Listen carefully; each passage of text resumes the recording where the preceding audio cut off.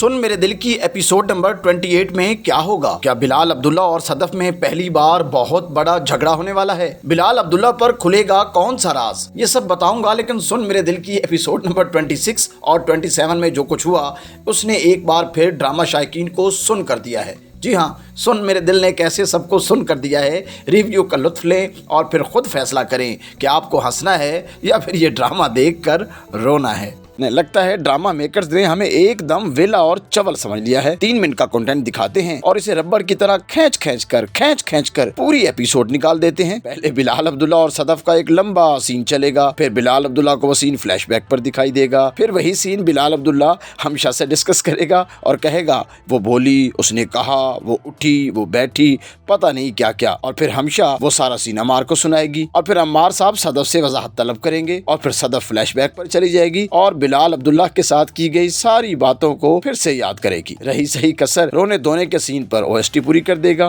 क्योंकि कोई एक ऐसा सीन नहीं जो नॉर्मल हो और कोई एक ऐसा करैक्टर नहीं जो बात करते हुए आंसुओं के दरिया न बहाता हो। यूं एक सीन पर पूरी एपिसोड निकाल देते हैं ये बड़े डायरेक्टर। फर्स्ट एपिसोड से 25th एपिसोड तक बस यही होता आया है, लेकिन आपकी तरह मैं भी अपने सुपरस्टार वहाज अली और माया अली के चक्कर में एपिसोड नंबर 26 देखने बैठ गया, लेकिन इसके बाद मुझसे चैन से बैठा नहीं गया। एपिसोड नंबर 26 शुरू हुई तो अम्मार साहिब दानिया की नाइटी और बाहों से निकलकर बीवी से मोहब्बत जिताने घर पहुंचे। स्लो मोशन में घर में दाखिल हुए, फिर स्लो मोशन में जूते उतारे, सीढ़ियां चढ़ी, चढ़ते गए बस चढ़ते गए। लेकिन जालिम डायरेक्टर ने शायकीन के सब्र का इम्तिहान लेने के लिए अंदर कमरे में बेड पर गहरी नींद सोई सदफ की 1-2 स्लो मोशन वीडियो इंसर्शन भी दरमियान में भुगता ली। हमारे कमरे में पहुंचा, फिर स्लो मोशन कछुए की रफ्तार से सोती हुई बीवी के पास पहुंचा। सोते देखकर झटका खाया, अपनी रफ्तार की तरह मध्यम सी आवाज से सदफ को पुकारा, लेकिन सदफ तो शायद कोई लंबा ख्वाब देख रही थी, शायद यही सोच रही थी कि ये सीन कब खत्म होगा। खैर, जब सदफ नहीं उठी तो अम्मार जोर से चिल्लाया, सदफ! ये पहला वाज़िया जुमला था जो पूरे 3 मिनट के सीन में बोला गया। सदफ हड़बड़ा कर उठ बैठी और मैंने शुक्र अदा किया कि चलो सीन खत्म हो गया, लेकिन नहीं जी, मैं गलती पर था। खलील साहब ने 9.5 कुत्ते वाली की थी।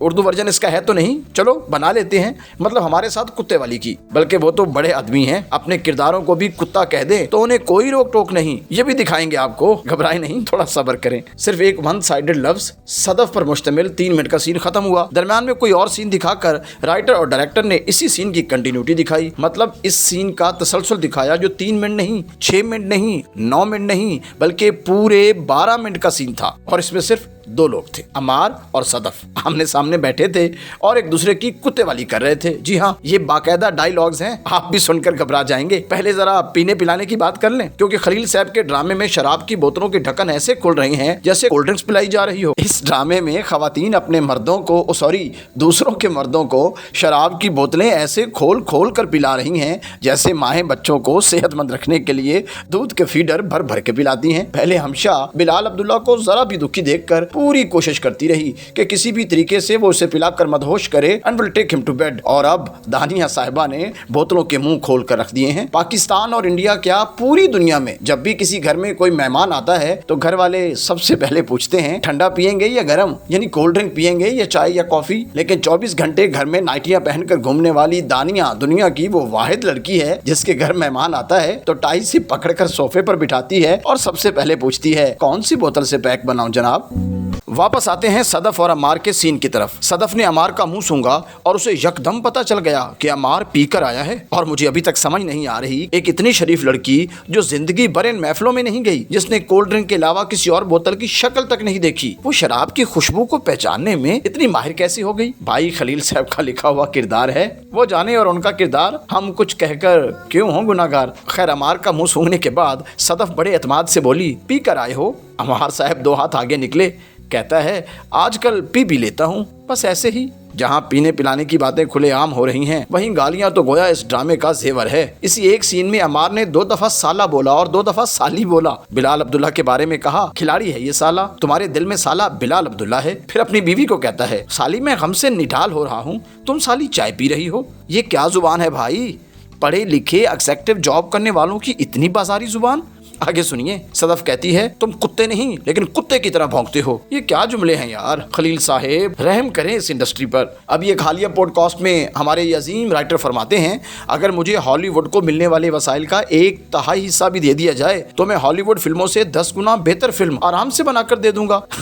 हमें आप पर यकीन है खलील साहब, आप कुछ भी कर सकते हैं, दिन हो या रात, हर जगह हैं आप ही आप। वापस आते हैं 12 मिनट के इसी सीन की तरफ। घूम फिर कर इसी सीन में फिर खलील साहब ने औरत को 2 टके की कह दिया। लगता है हमारे इस अजीम खिलाड़ी के नजदीक बस यही रह गया है, शौहर थप्पड़ मारे, बीवी उसकी जूतियां उतारे। क्या पैगाम दे रहे हो यार। अजीम लिखारी के किरदार हमार की उम्मीदें चेक करें जरा। खुद सारी रात किसी औरत की बाहों में गुजार कर बीवी से उम्मीद रखता है कि वो 2 बजे तक जाग कर उसका इंतजार करेगी। वाह भाई वाह। रात को बीवी को थप्पड़ मारता है, 2 टके की औरत कहता है, उस पर बॉस के साथ ताल्लुकात का घटिया इल्जाम लगाता है और सुबह सवेरे नाश्ते की मेज पर इंतजार भी करता है कि वो उसके साथ बैठकर नाश्ता करेगी। ऐसा किरदार सिर्फ और सिर्फ खलीलुर रहमान कमर ही लिख सकते हैं। हमेशा ऑफिस में अमार से पूछती है, आ गई क्या?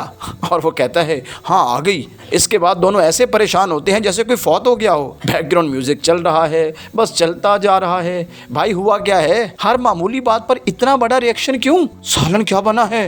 पानी पी लिया है? वॉशरूम जा रहे हो? हर बात पर इतनी ओवर एक्टिंग।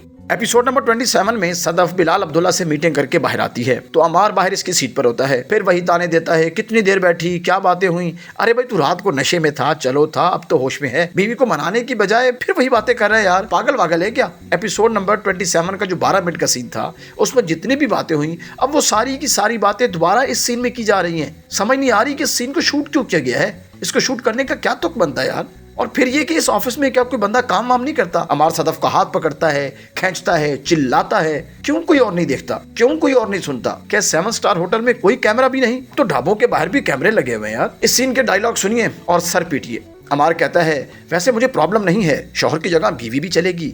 ये क्या जुमला है? सदफ कहती है, नस्ल बाप के नाम से चलती है, शौहर के नाम पर घर चल जाए बड़ी बात है। ये क्या है?